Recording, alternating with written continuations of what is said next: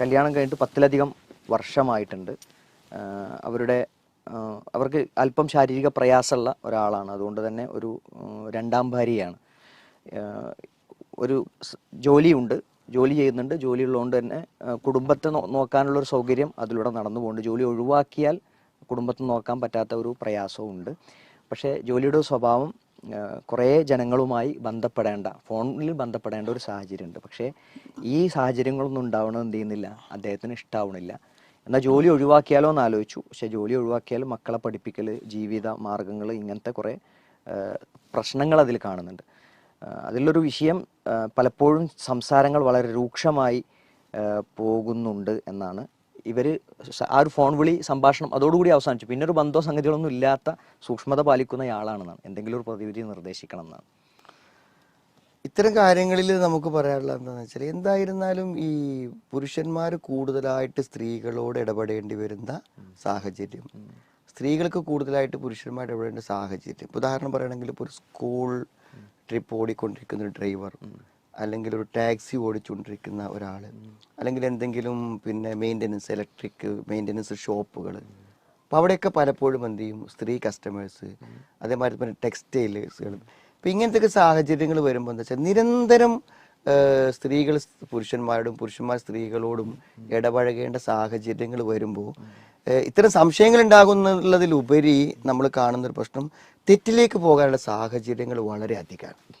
കാരണം ഇപ്പോൾ ഈ കഴിഞ്ഞൊരു ദിവസം ഞാൻ കേട്ടതാണ്, നല്ലൊരു മനുഷ്യനാണ് അയാളുടെ ഭാര്യ അത്ര നല്ല ഗുഡ് സർട്ടിഫിക്കറ്റ് അയാൾക്ക് കൊടുക്കുന്നത്, ആരാധനകളിൽ അയാളുടെ എല്ലാ കാര്യത്തിലും സൂക്ഷ്മത ഉണ്ട്. പക്ഷെ അദ്ദേഹം എന്താണെന്ന് വിചാരിച്ചാൽ, ഇതുപോലെ ഒരു മെക്കാനിക് ഷോപ്പാണ്, അപ്പോൾ അവിടെ അധികം സ്ത്രീ കസ്റ്റമേഴ്സാണ്. അങ്ങനെ എന്താണെന്ന് വിചാരിച്ചാൽ ഒരു സ്ത്രീ ബോധപൂർവം ഒരു ബന്ധം അയാളുമായി സ്ഥാപിച്ചെടുത്തു. അങ്ങനെ എന്ത് ചെയ്തു, ആ ബന്ധം വളർന്നു, വളരെ വലിയ അപകടാവസ്ഥയിലേക്ക് വന്നു എന്ന് ഇത്തരത്തിലുള്ള സാധ്യതകൾ നിലനിൽക്കുന്നുണ്ട്. അപ്പം എന്ന് വെച്ചാൽ ഇദ്ദേഹത്തിന് ഭർത്താവിന് താല്പര്യമില്ലാത്തൊരു ജോലിയാണ്. അപ്പോൾ ഒരു ജോലി വേണം, അതാണ് ആവശ്യമെങ്കിൽ എന്ത് ചെയ്യാണ്, ഏറ്റവും സുരക്ഷിതമായ ഒരു ജോലി, ഭർത്താവിനും കൂടെ താല്പര്യമുള്ള, ഇത്തരം കൂടുതൽ ഇടപെടലുകൾ ആവശ്യമില്ലാത്തൊരു ജോലിയെക്കുറിച്ച് അവർക്ക് ചിന്തിക്കാം. അതുവരെ ഇതിലെന്ത് ചെയ്യുക, തുടരുക. എന്നിട്ട് അതിലേക്ക് മാറുന്നതിനെ കുറിച്ച് ആലോചിക്കുന്നതായിരിക്കും നന്നായിരിക്കും. കാരണം എന്താ വെച്ചാൽ, ഈ ഭർത്താവിൻ്റെ മനസ്സിൽ എന്താണെന്ന് അറിയില്ലല്ലോ. അപ്പോൾ സ്വാഭാവികമായിട്ട് അദ്ദേഹം വളരെ വലിയ സംശയത്തിലും അത് പ്രകടിപ്പിക്കാതെ മനസ്സിൽ ഒതുക്കി നടക്കുകയാണെങ്കിൽ അയാൾ അസ്വസ്ഥനാണല്ലോ. അപ്പോൾ ഇതിന് ചില സാഹചര്യങ്ങൾ നിലനിൽക്കുന്നുണ്ട്. അവിടെ അത്തരം കാര്യങ്ങൾ വെറും സംശയം എന്ന് മാത്രം പറഞ്ഞ് നമുക്ക് തള്ളിക്കളയാൻ പറ്റില്ല. അപ്പം അങ്ങനത്തെ സന്ദർഭങ്ങളിൽ ഇത്തരം സാഹചര്യങ്ങളിൽ നിന്നും കുറച്ചും കൂടെ സുരക്ഷിതമായ ഒരു സാഹചര്യത്തേക്ക് മാറാൻ പറ്റുമോ എന്ന് സഹോദരി ചിന്തിക്കുന്നത് അവരുടെ ദാമ്പത്യവും അവരുടെ ജീവിത സൂക്ഷ്മതയും പരലോകമൊക്കെ സംരക്ഷിക്കപ്പെടാൻ നന്നായിരിക്കും എന്നാണ് തോന്നുന്നത്. പീസ് റേഡിയോ ലൈവ് കൗൺസിലിംഗ് പരിപാടിയിൽ നിന്നുള്ള പ്രസക്ത ഭാഗമാണ് ഇപ്പോൾ കേട്ടത്. ജീവിതത്തിൽ പ്രയാസങ്ങളും സങ്കടങ്ങളും ഉണ്ടാകാത്ത ഒരാളുമുണ്ടാവാനിടയില്ല.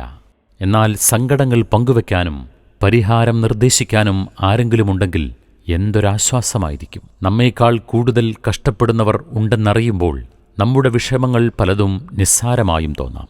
സങ്കടങ്ങൾ പങ്കുവെക്കപ്പെടുമ്പോഴേ പാതി വിഷമം പരിഹരിക്കപ്പെട്ടുവെന്ന ആശ്വാസം വന്നുചേരും. പക്ഷേ അതിന് പറ്റിയ ഒരത്താണി കിട്ടുന്നില്ല എന്നതായിരിക്കും നിങ്ങളുടെ പ്രശ്നം. വിഷമിക്കേണ്ട, പീസ് റേഡിയോ നിങ്ങൾക്കൊപ്പമുണ്ട്. ഗൂഗിൾ പ്ലേ സ്റ്റോറിൽ നിന്നും പീസ് റേഡിയോ ആപ്പ് ഡൗൺലോഡ് ചെയ്യൂ. ഫീഡ്ബാക്ക് ഓപ്ഷൻ വഴി കമന്റ് ചെയ്യൂ.